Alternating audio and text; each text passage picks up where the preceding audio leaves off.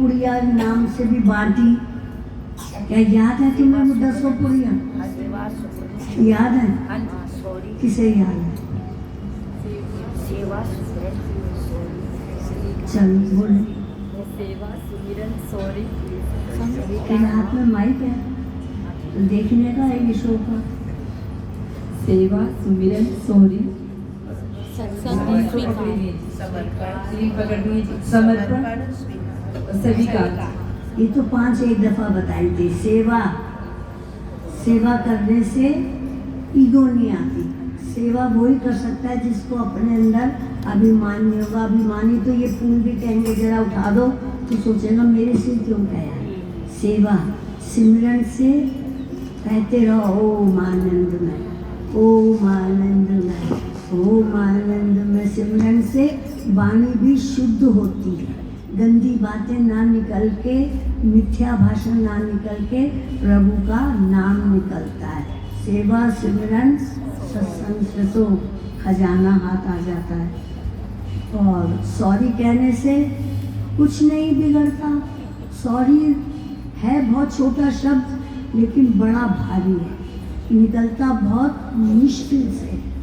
हर इंसान अपने को सही कहता है लेकिन हम तो ये सोचते हैं कि अपने जीवन में व्यवहार में अगर एक जरा सा शब्द बोलने से शांति रहती है तो कहने में कोई दिक्कत नहीं आनी चाहिए।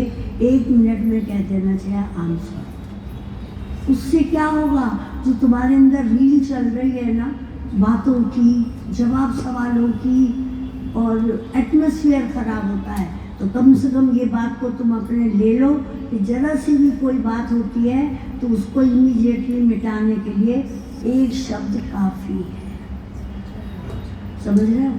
बच्चे से भी जब कोई बात होती है फौरन कह देते सॉरी, तो समझ जाता है वो।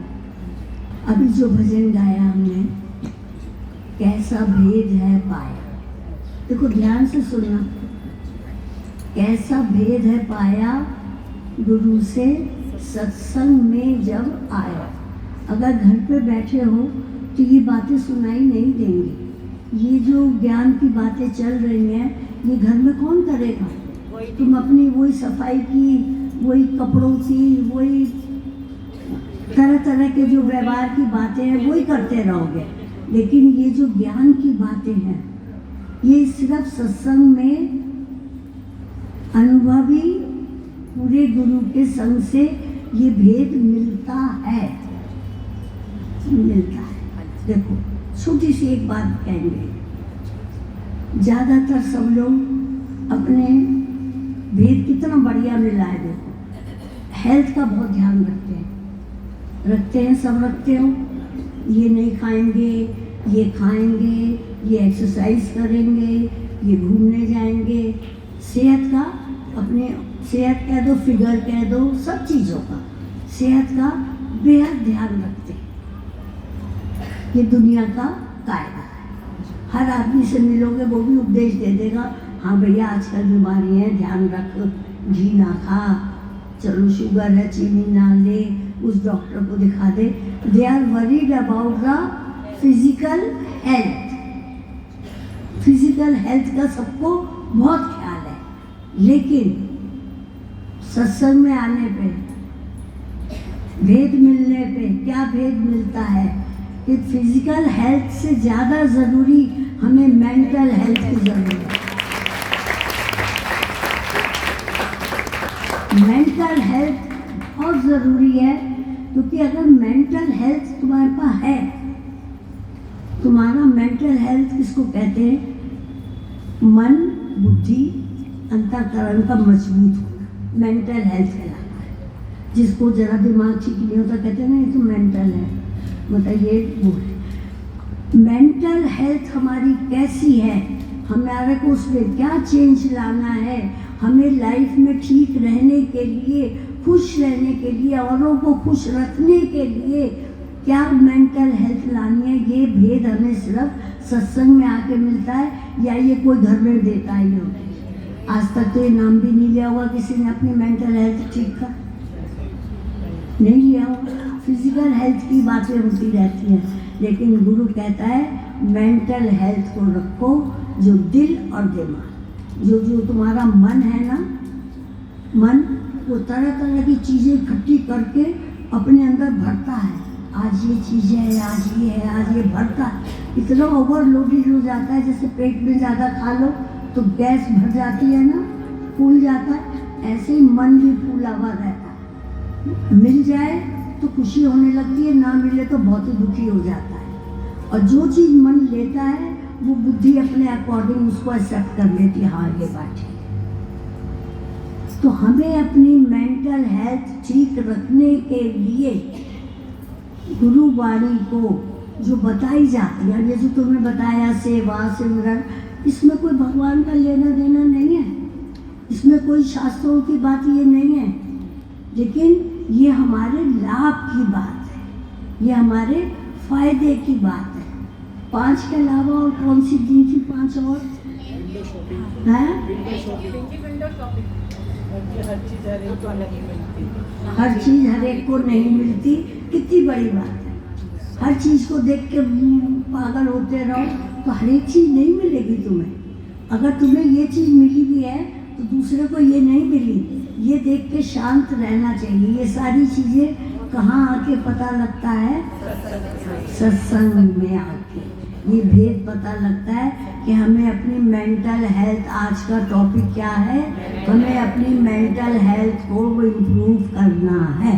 फिजिकल हेल्थ तो सभी करते हैं, हमारे सतगुरु हमारी मेंटल हेल्थ बनवाती है। समझ रहा है ना? मेंटल हेल्थ में यही है कि अपने मन को काबू में करना सीखो, अपनी वाणी को काबू में करना सीखो, अपने जिससे कि तुम खुश रह सको। पैसा मिल जाए, चीज़ें मिल जाए तब तुम खुश हो, वो खुशी तुम्हारी नहीं है, वो पैसे की चीज खुशी है, वो चीज़ों की खुशी है।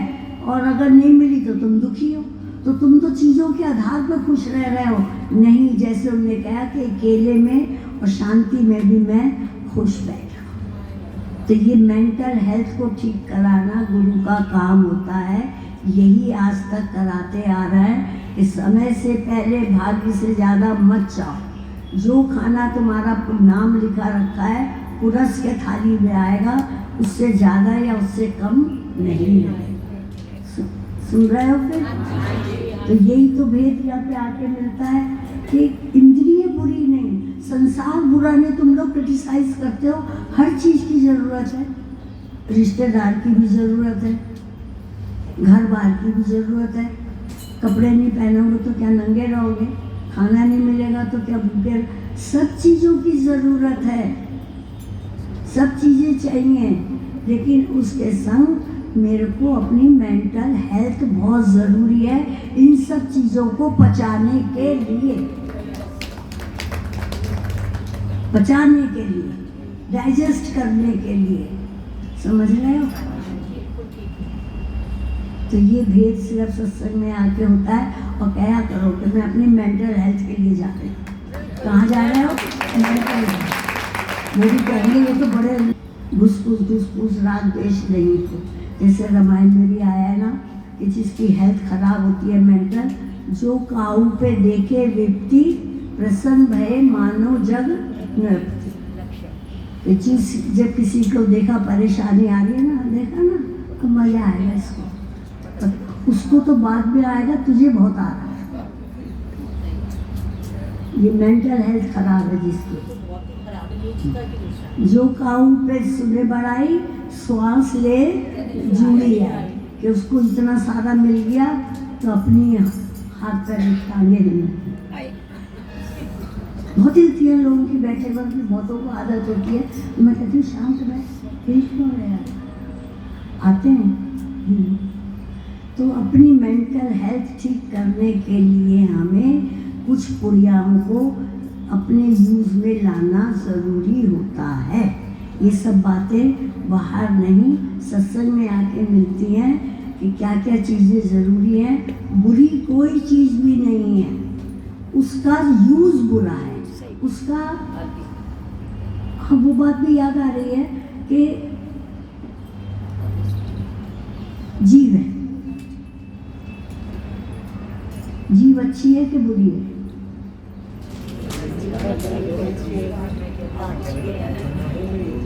तो तुमने पुराण है ना, इसीलिए हाँ कि जीभ अच्छी है कि बुरी है। रामायण में क्लियर तुम लोगों ने एक दिन पढ़ी रामायण, बताया है कि इंद्रियां अच्छी भी हैं और इंद्रियां बुरी भी हैं। समझ रहे हो? शिव जी पार्वती को कहते हैं कि इंद्रियां बुरी भी हैं। जो आंख सत वस्तु ना देख सके कि क्या सच्चाई है, वो आंख मोर के पंख पे बनी हुई आंख की तरह है। आंख जरूर बनी हुई है पर वो देखना नहीं जानती। जो आंख सत्य ना देखे, जो वाणी मिथ्या भाषण करे, ज्यादा बोलता रहे, वो मेंढक की तरह टट टट टट टट टट टट, कोई सुनना नहीं पसंद करता। रागड़ी होता है, कहीं से आवाज आ रही, हटा, दिमाग खराब हो रहा है। जो कान अच्छी बात सुनाओ तो सोचता है चल रहे यहाँ से कहीं और चले, कुछ अच्छी बात करेंगे, ये तो यही बोलती रहेगी। हम तो इसलिए बोलते ही नहीं ज्ञान की बात कुछ नहीं, कि ये तो हमारी अनुभव है, ये हमारी स्थिति है। हमें बेकार में दूसरे को थोप के आरोपण करके करना क्या है? कि वो कान सांप के बिल की तरह है जिसमें हाथ डालने से हर आदमी डरता है। इंद्रियों की निंदा करी है भगवान शंकर ने पार्वती को। लेकिन दूसरी तरफ कि इंद्रियां बुरी नहीं है। वाल्मीकि जी ने रामायण में जिस समय श्री राम उनके पास आश्रम में आए हैं तो उन्होंने यही कहा कि हे प्रभु, आप तो कहाँ रहोगे पूछ रहे हो। जो कान आपकी वाणी सुनते हैं, आपके भजन सुनते हैं, आपकी उपदेश सुनना पसंद करते, आप उनके कान में विराजमान। जो वाणी अच्छी बातें बोलती है, आपका नाम सिमरन करती है, वो वाणी पे आप विराजमान रहते हो। कहाँ नहीं हो। ऐसे ही उन्होंने हर चीज़ का एग्जाम्पल दिया इंद्रियों का कि इंद्रियां बुरी नहीं है, उससे यूज जैसा तुम कर रहे हो। वाणी बुरी नहीं, उससे क्या बोल रहे हो, क्या उससे कर रहे हो, वो बुरा है। हाथ बुरे नहीं। एक हाथ होता है ना, चलते चलते अबे चलते चलते धक्का मार देता है, चल रहा है, पास में जो खड़ा उसको धक्का मारते हुए चलेगा। और एक हाथ ऐसा होता है कि अगर कोई गिर रहा होता है तो पकड़ लेता है, अरे गिर ना जाएगी, मैं पकड़ रहा हूँ तुझे। हाथ तो वही है, हाथ तो वही है, इंद्रियां वही हैं, लेकिन इंद्रियों से काम कौन सा लिया जा रहा है ये फर्क पड़ता है। संसार की चीज़ें बुरी नहीं, सब यूज की चीज़ें होती हैं, लेकिन उसको अपने लिमिट के अंदर आना देना चाहिए। समझ रहे हो? इसी से तुम्हारी मेंटल हेल्थ ठीक रहेगी। हाँ, मेंटल हेल्थ को ठीक रखने के लिए गुरु वाणी को याद रखोगे तो तुम खुद कहोगे हाँ जी बहुत फ़ायदा होता है। जैसे मैंने कहा कि गुस्सा आता है पर लेकिन अब बहुत जल्दी ठंडा हो जाता है। समझ रहे हो? तो यही सब बातें सत्संग में पता लगती है कि इंद्रियां बुरी नहीं, उसका कर्म क्या कर रहे हो, उसको यूज कैसे कर रहे हो, उससे फर्क पड़ता है। जो भेद कहीं नहीं पता लगता, कहाँ पता लगता है? सत्संग। वो गाते थे ना बहुत पहले हम, तू है